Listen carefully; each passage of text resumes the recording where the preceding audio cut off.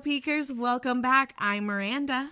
And I'm Mackenzie, and this is Plot Peek, your one-stop shop for storytelling. Tea spilling. And to keep up with all the latest book talk drama that you have been missing out on. Did you like how we changed it up there? I hope that you didn't see that coming. I hope that there was somebody who was saying it along with us and was like, oh, we changed it up. No, you know who was? My husband, because he literally always says our intro slogan at the same time as us. So he's probably gonna be like, I think our only other peeker that would really notice is maybe our girl, A-Rat. You know who you are. Our one true peeker. Also, maybe Sarah, our girl Sarah. She's another peeker. We have officially 3 peekers that we know listed regularly. Actually, while we're at it, while we're name calling people, Sarah, A-Rat, and my husband Colby, why aren't you guys writing into our bookish battles? Come on. It's not like we have a lot of followers. Plotpeakgirlies@gmail.com. Please. Just make it up if you have to, please. Actually, no. A-Rat won. I know you. Yeah. And I know you have some stories. I've heard some secondhand. Sarah, come on. Write us in. And Colby, you're a chemist. I'm sure. Well, chemistry. There's probably not much. Okay, you got to pass, honey.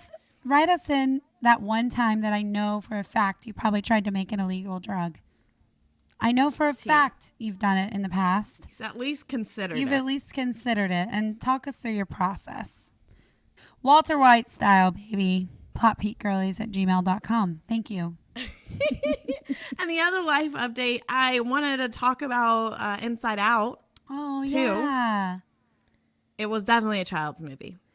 It's crazy. I would have never known. It's definitely, I thought, because, okay, I'm going to spill some tea on myself. The first Inside Out, I really resonated with it, and I felt like it was my kind of movie.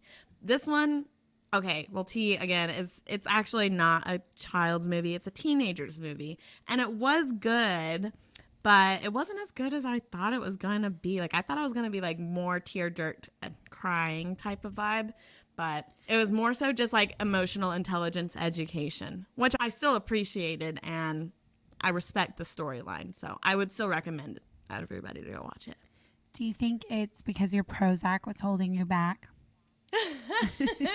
Yes, yeah, that could definitely be the case, which is another good advocating reason for me to get off my Prozac. Is it? Yeah. Yeah.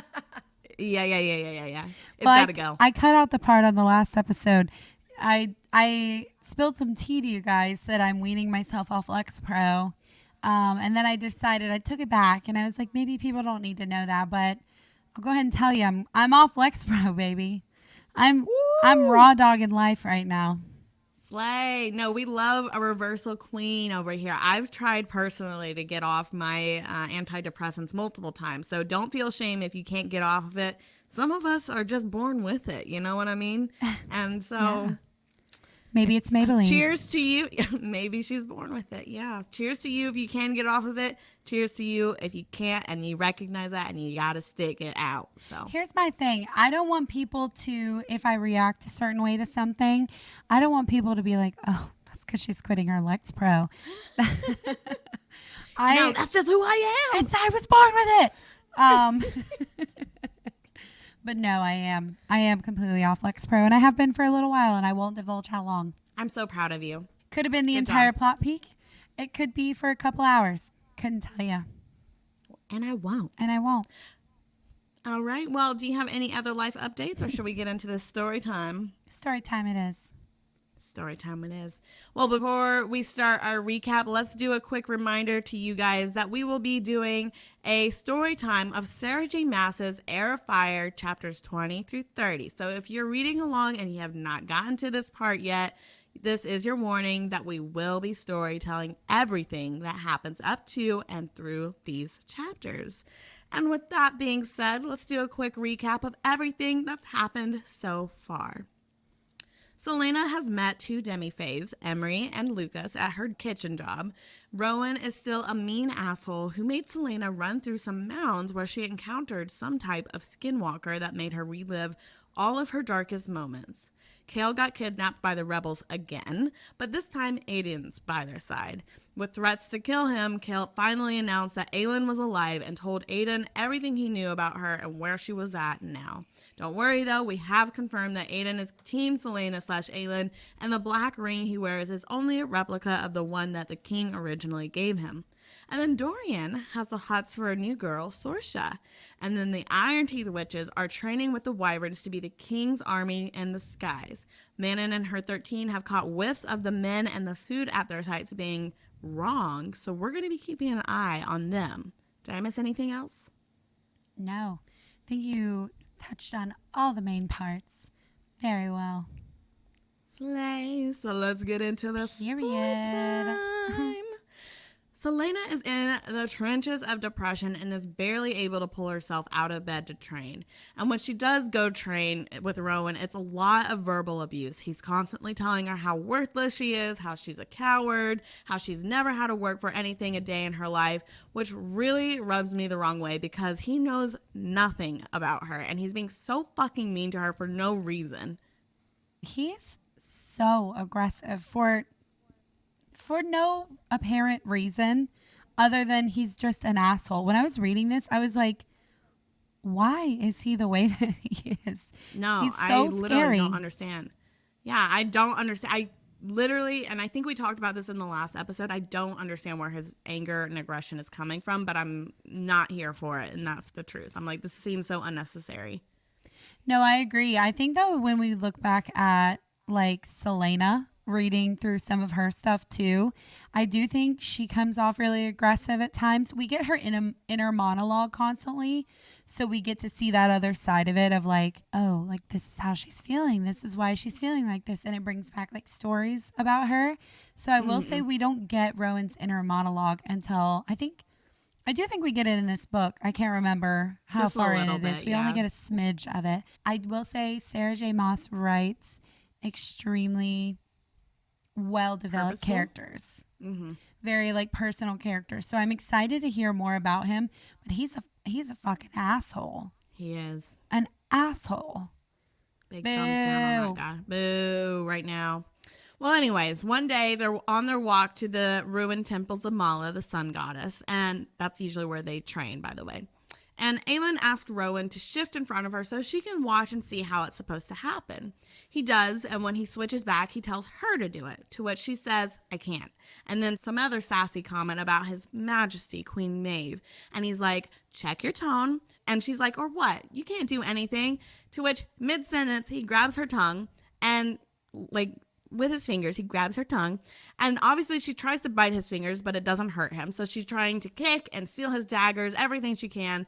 But because he's Fae and super powerful, he's strong. He disarms her attempts, pins her against the tree, and bites her neck. And it's giving Tamlin from ACOTAR. No, it really is. It so is. I can't wait till we cover ACOTAR. Tamlin is such a character. Okay, yeah. I'm not going to spoil anything, but he's a character for sure. He's definitely a character. He's a character. No, Rowan, a psychopath. When I read this, I was like, biting's very personal. Yeah, very personal, very like intimate. Like, why did you do this? That's a very unnecessary reaction, I feel like. So, yeah, it raised my eyebrows for sure. I do remember reading this and being like, first of all, you're a psychopath. Second of all, are you in love? Are you in love with me? That would be the hint that I'd be taking. I'd be like, so yes, you want to get married. Side note, I do see all these memes where it's like, I could never be kidnapped realistically because they would like, they would come at me and it'd be like, is this giving enemies to lovers or... So like funny. Just waiting for your feelings about me to actually come out because I know the way that you just hit me is it's giving You enemies love to me. lovers. No, I mean, we're all here We don't for condone that. We don't condone that. We're But unless zero it's in the books. domestic violence. But the book talk girlies, you know. If you get know, it. you know. Well, so yeah, the bite actually makes Selena switch into her Fae form. And she doesn't register that she's in her Fae form until her power starts surging, and then it's about to erupt. She releases this explosion of fire, but Rowan counters it and uses his power of wind and air to suffocate her flames. And after she settles back down, after the bite, Rowan asks her if her lover knew what she was, and she clarifies that yes, he did, but that they are no longer together. So she has officially closed that door with Kale, it seems.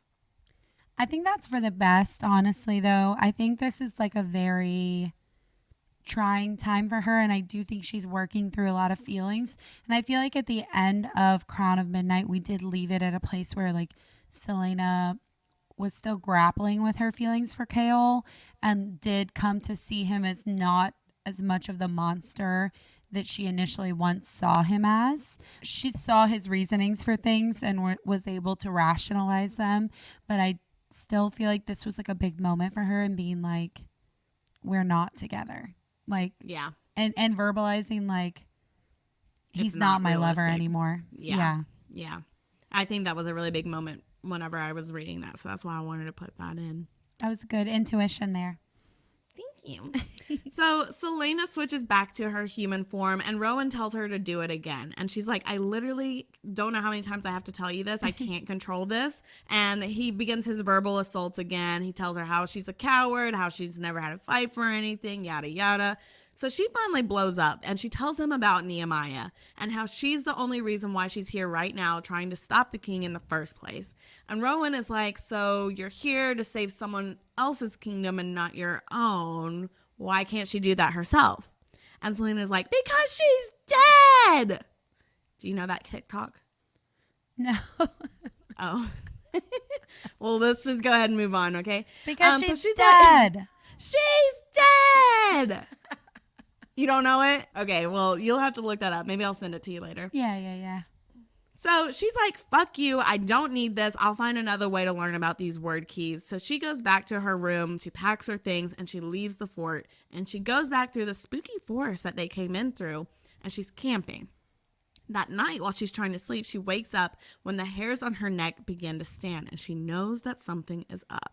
She smells death, and she remembers the stories that she has been hearing from Emery Tell about the creatures lurking in the forest. She leaves the campsite in a hurry, and she's running when she looks back to see where her fire was glowing and sees 3 skinwalkers. So she's panicking. She's trying to run away as quietly as possible when she finally runs into Rowan. How convenient, might I say. He pulls her in behind a tree and he's like, listen, you listen to me right now. You can either shift and we can try to run away from them, or you don't and you die. And considering the valid argument, she somehow is able to shift into her Fae form just as the skinwalkers are getting close. They start running to this roaring river, they thinking that they could lose them there. But the skinwalkers are like, you know that river won't kill us, right? We don't need to breathe to live. And even if you dismember us, we can put ourselves back together. It's so hard to put this into words, like telling it instead of reading it. Obviously, the scene is highly emotional, highly like anticipatory, Stress. like you don't know what's going to happen. Yeah. But basically, like as they're running, they're almost talking to them in their mind, not like a telepathy thing, but in a very ominous, like, they're running away, and it's like a presence. Like they can hear their voice over the wind, like the most ominous, chilling thing you can imagine. Like, you can run as fast as you can, but just know we can put ourselves back together if you dismember us. Like very sing-songy, creepy, like, ooh, that part actually does kind of, it gives me a little supernatural ick. Kind of. No, I'm really glad that you brought that up too, because I feel like I was trying to figure out how to paraphrase this whole scene, and I feel like there was just so many details in this whole scene that it really doesn't do justice just paraphrasing it. So I think that what you just said was perfect. It really is very intense, very scary. They're very present, like in the air almost. Like you can smell them, you can hear them in the air, but they're not really right there beside you. So it's a scary moment. Just know that.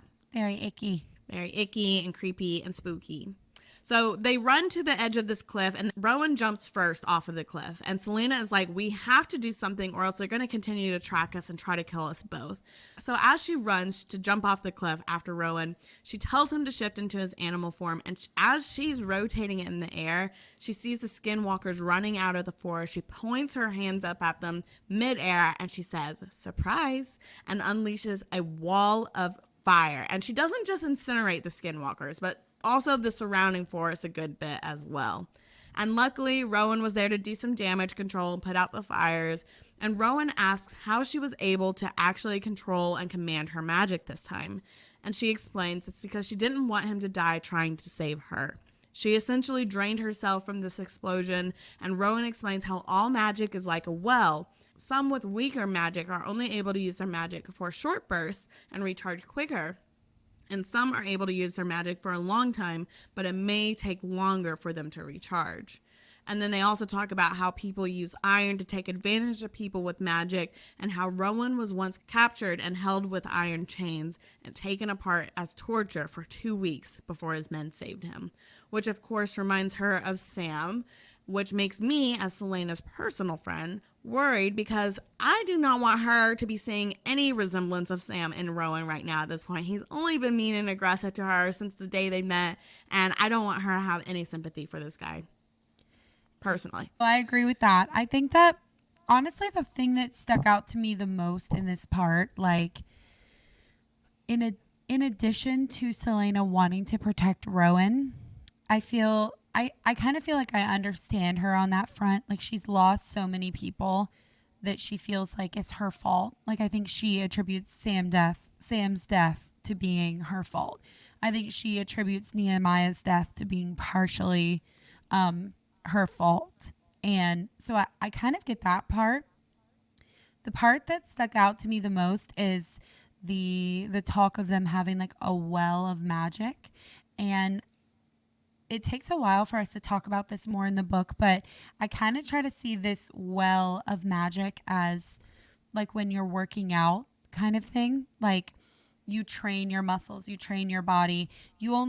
Everybody's born with a genetic amount of like things that they can do in the gym, muscles that they can build. Like, there are some people that can really, really build and work really, really hard and build these crazy muscles. And I think that partially that's true for Faye too, but there are some people that are so athletically naturally gifted that they have this arsenal of endurance and things like that they can pull from and keep pulling and keep pulling and keep digging and keep digging, and they don't even know where their bottom of their well is sometimes. Like, some people burn out so fast, they work so hard, like almost in a race. Like, if you're doing like a 1,000-meter sprint, you're giving every ounce of everything that you have to that one sprint. But some people have this well of like, if they dig deeper and if they keep going, like they could run for 10 miles versus doing a 1,000-meter sprint and burning out that fast. It was really hard when I was reading this to understand what that was talking about. But Selena, the more we keep talking about it, Selena Aylin, the more we keep talking about it, the more we will see what that means, what that entails as far as like their well of magic type thing. Mm-hmm. That one was really hard for me to understand, and it goes more in depth about it too throughout the book. And I think that's a theme that's gonna keep coming back. This well of magic and this pit of magic, that can they reach the pit? How far can they reach the pit type thing. That's good to know. I like knowing the themes, and I feel like that actually is a really good like real life theme of like, is there more that you could actually be giving right now? And I like that. Certain phase, they really can only reach the bottom of this magic, and that's all that they have. And certain phase don't know how to control that and express it properly to reach their full potential too. And in this conversation, after they get rid of the skinwalkers, they talk a lot about this. It's a really in-depth conversation, and I was extremely confused about it. We'll keep talking more about this well of magic. That's why I really didn't put that whole like conversation in here, because I was like, I don't really understand it, but this is the gist that I'm getting from it. So yeah, Thank you for clarifying. And yes, I do know that we do talk about this more, and I see more examples of this as we move further into these books. So she returns back to the fortress. She gets double time in the kitchen as punishment for running away, and she continues her training with Rowan. But on the next day, Rowan has a different task for her. He's bringing her to a murder scene, and the reason why is because this has now been the fourth body to show up that hasn't been reported missing. And they need to make a plan to figure out what's going on. They need to go to the mortal realm to figure out if there's any other people being reported missing that aren't being reported out here where the demi-fae are. They go to the scene and they see this female stuck in a frozen state of fear in the middle of a stream as if the actual life had been sucked right out of her. And they know exactly what killed her. The Skinwalker 2.0, the one that Selena encountered in the burrows. Rowan tells her that she needs to switch into her fae form so that way she can run with him to the mortal realm. It's about 20 miles away. And he shows her how she can dig deep into her, basically manifesting from her fear and anger, and how she can switch into her fae form with this. It's obviously not the main way we want to be switching to your fae form, but a win's a win right now, so she just does it. And as she's adjusting to her fae form, because it's completely different from her small, human, fragile body, Rowan starts to play around and jumps all around her, getting her riled up for their run. And I just imagine this scene, how you would try to get your dogs wound up for the zoomies. Like, that's what I'm imagining he's doing. He's just like, like just jumping all around her. And she's able to catch on to his antics. And then she, with her new fae senses, and she grabs his arm and then whacks him right in the face when he's about to pinch her again. And I'm like, good, payback. I hope she really landed a really good 1-2 punch on him, because he has been such a dick. One of their first interactions, he like decked her in the face for no good reason other than her just being like a little bit of an asshole. It's giving domestic violence, but also fae. I guess it's not really the same thing. If you're immortal, you should have a higher tolerance to annoying people, I'd say. I would say that as well. Now that you said that, I am picturing it as like, like no, that's your what dogs. I was imagining. That's how I imagined that whole scene. He was like jumping from the trees, zigzagging, pinching her, and I'm like, why is he getting her so riled up? I get what he was trying to do. Like, he was trying to really get her to focus on her surroundings, reorient herself to her fae body, and like get her senses going. But that's so funny. That's actually funny that you say that, because I didn't know that that's what he was doing. I thought he was just excited to have a fae friend again and like just start playing around. No, I think his motive was like being like, okay, you're in this fae body. You have these fae senses. It's time to like focus on me. Yeah, that's funny. That's good. Okay, well now I know he wasn't just goofing around, because I really thought, I was like, this is so random of him to just start playing with her. I feel like I can see it as like almost like a training exercise. Like, yeah, okay, like if you're sparring, like get kind of warming up, like getting used to blocking punches, getting used to doing this, like let's get in your element, get in your zone type thing. Yeah, I can see but that that's too. way funnier the way you pictured it. But it makes more sense the way you explained it. So this is why we have the two of us here right now. Our dual POVs. Right. That's good. Yeah. So they run, and they run fast to the town. And like I said, it's about 20 miles. And during that run, Selena describes it as being a completely euphoric experience as she's adjusting to this powerful new body and seeing just how fast she can run and dodge trees, and while also dodging Rowan and his antics along the way. But unfortunately, once they make it to the town, no one else has any leads for them, and no one has been reported missing. So they head back to the fort, and Rowan continues to push Selena to practice controlling her powers. And though she's still setting Forrest on fire, Rowan is acknowledging that she is at least improving a little bit. A win is a win, you know? Amen. Amen. Back at the Glass Castle, Kale and Aiden are having a secret meeting in the secret tunnel of Elena and Gavin. Kale tells Aiden everything about Selena and the king. But little do they know, Dorian was hiding in the stairwell, eavesdropping on this whole conversation. They come out and they're confronted with a rightfully upset Dorian who believes that Kale just doesn't trust him with the truth and is conspiring to get Selena on the throne so that he, Kale, can become the king. But Kale is like, no, no, no, no, no. The rebels are actually helping us, trying to figure out how to free this magic so we can help protect everyone, including you. The conversation ends with Dorian learning everything, swearing not to tell, but not happy one bit about this new alliance between Kale and Aiden. Which, in Dorian's defense, I would be really pissed too. Like, I understand Kale is wanting to protect Dorian from conspiring against the king, but also Dorian has powers, so he's already at risk for the king finding out, and I feel like he needs to know how to protect himself best. Yeah, I agree. Dorian is in such a terrible position, and we still don't really know why Dorian is expressing powers and no one else can, no one else is. Like, he has to feel so incredibly isolated. And then to find out that the rebels, the people that he's been trained and like groomed his entire life to like revolt against and to not be a part of, that his best friend is conspiring with them, talking about him, talking about Selena / Aelin, talking about magic and how to free it, and he's the one that's experiencing this. Like, that has got to be so overwhelming and so frustrating for him. Yeah, I just feel really bad, and I don't feel bad for Kale for feeling like shit after this, because if I feel like Dorian is reacting the way that I would be reacting to every situation. Like, poor boy. Anyways, so Aiden leaves learning about Dorian's powers, and then he tells the rebel group that they can trust the captain and they just need to continue searching for more members of the court for Terrasen for when Aelin / Selena returns.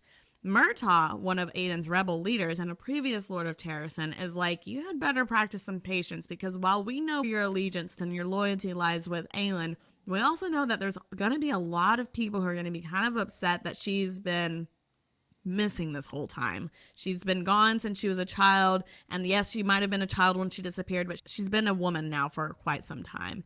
And I feel like this is just reiterating the very thing that Selena actually has been hiding from, is like missing from her throne and her kingdom for the last 10 years.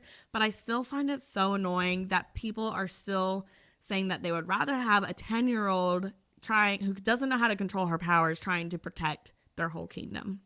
I don't know, what did they think was going to happen to this little 8-year-old that was lost in the river? And like, I mean, I get it. Sure, she would have been your queen. However, we get to even learn more about her. She had a very tumultuous time controlling her powers, controlling everything, and they just expect her to be this like all-knowing, all-being like ruler. Like, she didn't even get trained for that. Her frontal lobe isn't even developed yet. It's still at this present time as reading, it's not even developed yet. Right. She's just a baby. She's just a little girl. She's so small. She's just a So small. little girl. I agree with you. It's all I had to say, really. Thank you. To evade any other eavesdroppers, Kale decides that they need to start meeting at her abandoned apartment, the old warehouse. So when they get there, they find that it's basically preserved how she left it. Everything is waiting, as if waiting for her return, with all of her belongings just as she had left it. And Kale is disgusted because he knows that Arabin is probably to thank for all of this. And if I were him, I would be really sus that Arabin was still watching this place, personally. Yeah, Arabin's creepy as fuck. I know some people have read or read Assassin's Blade fourth, like they read it after Heir of Fire. If you have not read Assassin's Blade and you don't know a lot about Arabin yet, ick. Disgusting. And he's a psychopath. Like a true, honest psychopath. So, spoiler, Thank you. I guess. No, it's not. So I think I said that in like the very first episode. I was like, newsflash, we don't like this guy. Newsflash, he's disgusting. Yeah. Also, he's ugly. He's ugly. It's a TikTok, in case you guys didn't know. I'm surprised you even know about that TikTok, because you don't ever I catch did any that TikTok with you. Yeah. I don't get the weird TikTok references that are like on in the backlogs of TikTok. You get crazy cringy. Yeah, my FYP is weird. I'll give you that.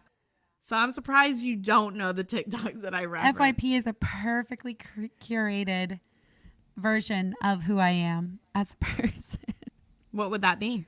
Weird, I guess. I don't know. Weird and drama and awkward. Okay, slay. I don't even know what mine are. Yours is weird, for sure. You don't know anything. Based on the TikToks you try to quote, I do. I know a lot. It only sounds weird because you don't know the context. Nobody else does either except the 10 people who also got that on their FYP. Okay. And those are the people I'm talking to. That's my audience. That's the audience. We're trying to get a mass audience here, not the 10 people that like your videos. We want the niche, unique people. Only the unique peekers will be following us. But also, we would like the rest of you as well. Share with your friends, please. All right. Aiden tells Kale everything he knows about the day that magic vanished. How during that time he was being held up in the tower under the king's command and watched waves of local animals swarm the city before the shouts of people began as they lost their magic. Aiden turns to Kale and is low-key pressuring him to get Dorian on board to help with this revolution, but Kale's main mission is to protect and keep Dorian as far away from this mess and as quickly as possible. They go out some back alley to meet up with Ren and Murtaugh to talk more about what they know about the day magic vanished, and after a few moments, Ren shows up alone, stabbed, and with news that he and Murtaugh were followed and attacked by 8 other royal guards. He was able to kill 2, and Murtaugh was able to get away, and they have a secret rendezvous spot they need to go to immediately. But before they head there, Aiden has to take care of the remaining men chasing after Ren. And Aiden's waiting out in the alley and quickly kills the 6 men that showed up with ease. But the tea is, while inspecting these guards, they notice a new sigil of the royal symbol. And the uniforms that they're wearing is a uniform that Kale has never seen before. So they rush to this meeting spot, which ends up being like this opium house. And because there's other guards still searching for them, they have to look like little druggies to blend in. And I really thought that Kale was about to get high in this part, so I'm a little like low-key sad that that didn't happen. But going back a little bit, isn't that tea about the new guards that Kale was unaware of? No, that's scary because Kale is the captain of the guards of the royal court. Like, he should know everything. So I feel like that calls into question, like, does the king know that Kale is untrustworthy, you know, quote unquote, or does the king have his own agendas that don't involve Kale? But I feel like regardless, for him not to know about some new guard uniform, are these completely different guard? Like, where are these people coming from? Oh, yeah, that's my big question. I'm like, these are completely new people, completely new looks. Nothing's making sense right now. And Kale had no idea about them. That's like, that for me was the biggest red flag, is that Kale did not know about these royal guards who are sent out to kill people. So after the other guards end up leaving, after they've searched the opium house, they have their meeting. So Murtaugh starts telling Kale his version of the way that magic vanished. Apparently, the waves that Aiden noted actually made a rough triangle with the directions animals flew in from. One line went from Rifthold to the frozen waste, one went from the frozen waste to the edge of the deserted peninsula, and one went from there back to Rifthold. And they believed that a spell was being used as a beacon to specific points to create an area in which magic was not able to be used. And Murtaugh is like, we don't know much more other than that, but we do need a man on the inside to figure out more details. Which, side note, makes me think, how does the king not realize that Aiden is not being influenced by this ring right now? Like, why did he give him this ring if he did not have immediate intentions to use it? I think we don't know the full extent of the ring. We don't know what the ring is supposed to be at this point. We don't know if it's specifically just an influencer or if it is something darker or if it's something like that. But I think Aiden, it seems like from what he's saying, has played the king's part and has done the king's bidding to the king's knowledge very well. So I think that it really depends on what the king's goals are with this ring or what the influence of this ring is supposed to be. You know what I mean? Is it supposed to just be an influencer or is it supposed to be something else? Yeah, I think that's fair. I don't think we know what the ring is supposed to do 100%, you know? Quite yet, yeah. Now, with Dorian, Sorsha was able to create a mixture of iron to dampen his power so he doesn't risk blowing his cover in front of the king. Dorian was so excited to hear this news that he kissed her, and she brushes it off that it was nothing more than a mere happy kiss and then leaves. But when she comes back a little bit later with more modifications to the idea, Dorian is not hiding his growing feelings for her. And he asks why she's willing to help him. And she's like, well, it's the right thing to do. And he's like, well, that's not what my dad would think. And then she's like, what do you want me to say here? Because she's also growing feelings for him as well. And it's very difficult for her to hide them. So Dorian makes a little move to pull her in closer. But she's like, I can't draw any attention to myself. I've only survived this long because nobody ever notices me. So she leaves his room but stops outside of his door to catch her breath from the intensity of how close he was to her. And Dorian opens the door after her. They lock eyes and she says, fuck it. She runs back up to him. She grabs his face and lays it on him, kicking off their very cute but hidden relationship journey. I love that for them, honestly. Me too. I think it's cute. I do think it's cute, and I think it is something Dorian probably needed. I do too. Yeah, that's why I think it's so cute. I think he's just so alone. He needs somebody to just... He's a very emotional person, I feel like. He wants to give his emotions and feelings to somebody, and I think that she's the perfect person right now. Do I think this is long-term? Probably not, but I do think she's still hiding something. She's definitely hiding something. I'm not getting like immediate red flags from her, but I feel like she is up to something. Yeah. That's my only thing. So let's turn to Manon now. Back at the Gap, it's time for the witches to choose their mounts, and Manon is set on Titus, the biggest, baddest wyvern available. But of course, so does Iskra, the yellow-leg heir. So as they're waiting through each of these wyverns' fights and for Titus to come out, Petra, the heir of the blue blood witches, comes up to Manon and is making it very obvious for anybody who wants to listen and hear what she has to say. She says, I think I'd rather see Manon on the back of Titus than Iskra, which is T, because that's kind of like pulling out like a extra vote that Manon deserves to be the alpha of this whole witch clan. And also, side note, I feel like Blue Bloods are giving me Ravenclaw vibes. Like, I feel like they're badass but classy, good but not the best. I think that they know their place as far as their position in the hierarchy or whatever. I think that they can sense bullshit better than others can. I think it's a well-known thing that like Slytherins are maybe not the most emotionally intelligent type people, and I think that if we're giving them Harry Potter classes, like the Ravenclaws can sense through the Slytherin bullshit, and they're like above that. Yeah. They're like, look, we know we're not at the top, but we'd rather see them at the top than you type thing. Mm-hmm. Which I agree with. I love that. Yeah, me too. So the process to choose their wyverns is actually watching the war-ready ones fight the bait wyverns as they showcase their strengths. And after they fight, a witch will stand to claim them. And if multiple witches stand, then the matriarchs pull sticks to unbiasedly choose which one gets the wyvern. Titus eventually comes out and is straight up fucking up this bait wyvern. And Iskra saunters over to Manon, and as they watch, she says, you want Titus so much? Go get him. And then she pushes her into the pit. And when Manon lands, she's trying to gauge how she's going to run past Titus through the doors to safety, because from his demonstration, Titus is quite literally a psychopath who loves to torment, torture, and kill, which is great unless he doesn't submit to Manon as his rider. And she tries to run, but Titus is toying with her like prey and looks like he wants to take his time to kill her. She gets backed into a corner when Titus hesitates from pouncing and looks slightly up behind her, where she remembers there's another wyvern still here, chained to the wall and badly injured. But when she turns around, she looks at the bait wyvern, and it seems to be looking right back at her with this look so strong it could have been considered as an emotion for a supposedly emotionless creature. And when he wouldn't stand down from Titus's glare, it was clear that the bait beast wanted this challenge. The bait wyvern shoots after Titus and they fight. And here's what I mean by when I say Manon might be more grounded than the other Iron Teeth witches.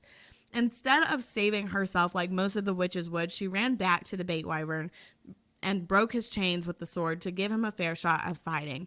And when she was running back to the gate, she turns and she sees that the bait beast is actually holding his own against Titus, which is wild because he's limp, small, and had serious injuries to his wings and tail. Honestly, he really shouldn't even be alive at this point, but he is. But then Titus gets a hold of this bait wyvern, and Manon knew she owed it her life to stand up for him, for standing up for her. So she runs back to the fight and chops off the tip of Titus's tail. He releases the bait wyvern and swats at her, but when he does, the bait wyvern jumps up, rips out his throat with his teeth, and wins this fight. Everyone watching was stunned. Nobody was speaking. Nobody said anything. I was stunned reading this. It was just like such a blindsiding moment almost to see this bait wyvern come out of nowhere and just like rip the biggest wyvern's throat out of nowhere. Seriously. And then you're not expecting this like underdog moment of this fight to happen. When I was reading it, I was fully expecting like Manon to have some creative way that she got out of this, or like creative, experiment that she subdued this large wyvern or something like this. Mm-hmm. It was one of those like powerful underdog moments where you're like, hell yeah, you're like rooting for Manon to live, and you're also rooting for this little tiny like ravaged bait wyvern / kind of like fighting dog type thing to win. And it was such a dramatic scene. It really was. 10/10. It's a great moment, and I definitely recommend reading that. So Manon and this wyvern end up having this really deep and intimate gaze at each other when this whole fight is over, and they seem to understand that they are meant for each other. And in Manon's POV, Titus was a brute. This wyvern was a warrior. She claims him as hers, and she names him Abraxas. And being narrated to us in the book, he claims Manon as his rider, his mistress, and his. Are they mated or something? You're obsessed with mates. Are they mated? Yes or no? Answer the question. You said, are they a mate? Are they mates? They could be equal. They are equals. I think it seems.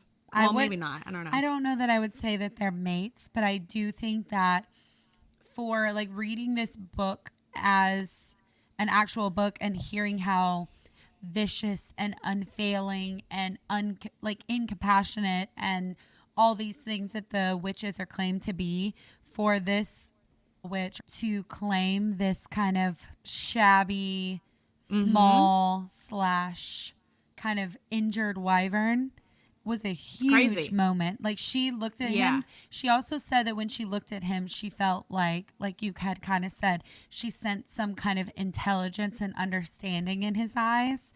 I feel like this was like a huge moment for her to take a creature and be like, you are mine. A creature that was not outwardly expected to be anything good. He was literally, like we said, when we were saying bait wyvern, like literally they were not using him for anything because of his size. Other than to get beat up. Other than to get fucked up and like killed by these other wyverns as bait, literally. Mm-hmm. Yeah, it's real tragic. So sad. But I do agree with that. I think that this was a huge moment, and it says a lot that she chose him. Yeah. And so when Manon gets back to the dining hall where all the other witches are waiting, her grandma is pissed, and she feels like Manon has humiliated her for choosing the weakest wyvern on a fluke of a win. Her grandma punishes her physically and emotionally by telling her that she is to ride with Abraxas when he gets tested and to die with him if he fails, because since he's just a bait wyvern, he hasn't passed the cliff diving test yet. So Manon goes down to visit Abraxas after he's been cleaned up and patched up a little bit, and she goes to the guard watching him, and she's like, hey, I would like to fly him immediately. But the guard is like, that's a hard no. We haven't trained him. They don't understand our language. And Abraxas is actually the oldest bait wyvern we have. We don't even know if his injuries will allow him to fly. And then Manon is like, well, first of all, human, you will not be telling me what I can and cannot do. And secondly, I will be riding him. And also, I'm going to be the only one who's going to be training him. I have only ever seen TikTok people saying that they've hated Manon when they first read her POV, but I have not been able to like not think that she is just a bad bitch, and I am obsessed with her when I'm reading these parts. She is such a bad bitch, and I'm so like happy and thrilled that you think that and you feel that way, because obviously she's in another POV. We know that she's going to be a main character or at least an important part of the story. You know what I mean? So like, I love hearing your POV, knowing that she is going to be at least integral to the story, but really enjoying her, because when I was reading this, I was like, this is so irrelevant. Take me back to take me back to Aelin, take me back to Selena, take me back to Dorian / Kale. Like, I want to know what's going on with them. But like, her story, reading it back for the second time through these books and like going through it, love it. Love, love, love it. So I love that you love it. I always have a heart for the villains. Well, okay, not like the true villains, but like the bad bitch villains, you know?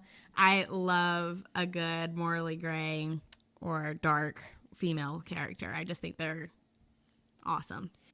Anyways, I don't know what that says about me, but so Manon starts to dip out of her training sessions with the 13 to train Abraxos, and she tells Astrid, her second, to cover for her and lead the group while she's gone.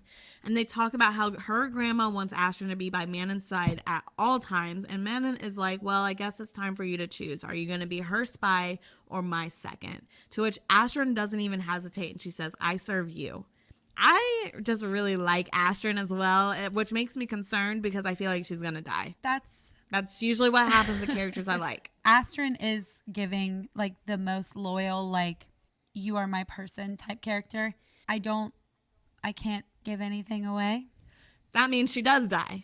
No, I'm just saying. So you're lying to me if she does die. I will say every character that we read about in this story either has an incredible redemption arc or like a crazy villain arc or like a monumental character movement. And I love it. I can't give away what happens to her, what becomes of her, but Manon and her 13 are holy grail. Love them. Love that. Love to hear this. So, okay, well then Manon goes to get Abraxos for their first training session, and after she shoos the guards away, she goes up to Abraxos, who's tucked away against the cell wall, and she raises out her hand, and he moves to her and places his little snout in her hand. And Manon is realizing that Abraxos is not like the other wyverns the king has created. Abraxos has a mind of his own, which makes Manon hopeful that if he can get fixed up and flying, he could teach the other wyverns how to fight and think for themselves, which gives them more of an edge when the war games come for being wing leader. She grabs his snout and she tells him, you can listen to me, do what I say, or you can stay here and die in this shithole. I'm going to be giving you a very painful but a very much needed makeover. She tells him the spiel, and basically what happens is she gets all of his rotten teeth pulled out and replaced with iron fangs. His tail is replaced with iron spikes that are welded into him, and the only thing left to worry about with him is his busted wings, which we will be talking about in the next episode to come. I don't know why this part makes me really emotional. Even when I was reading it, I was annoyed with her chapters, but this chapter specifically was like, she's not like this matronly, caring, loving thing, but she's like, you are mine. I will fix you and you are going to be magnificent. And I know you're intelligent. I know you can understand me. And she's like telling him this. And I feel like in his, like, not even in his POV, we don't, obviously he's a wyvern, we don't get his POV, but like in the way she describes that he's looking at her, like he understands what she's saying to an extent, you know, like he understands that like she is his master and she means best for him. And he looks at her with like a look of understanding and subservience type thing, which I love. It makes me think of a dog, like a sweet dog, like understanding, like this is a painful thing, but this is for you. Yeah. And we're going to be talking a lot about Abraxos and Manon's relationship as we go on. So I'm excited to get into that and just talk more about him. But yeah, that's the end of this week's plot. Do we have any other updates or any other things that we want to hash out before we finish? No. Well, I have something to say. I have something to say. We want to remind you that we have our emails open for the bookish battles. Remember Sarah, A-Rat, and Colby, that we have our emails open and we are ready for you guys to submit your bookish battle submissions. And once we get about 10, we will start reading them. We have one. Still one after 3 weeks. You guys are being so rude to us right now, just so you know. We will resort to calling you out each by name. If that's what it takes, we will. He's your husband. Can you not force him to write something in? I don't understand. Yeah, no, Bribe I'll him. talk to him. Give him something. Yeah, Do you not put out?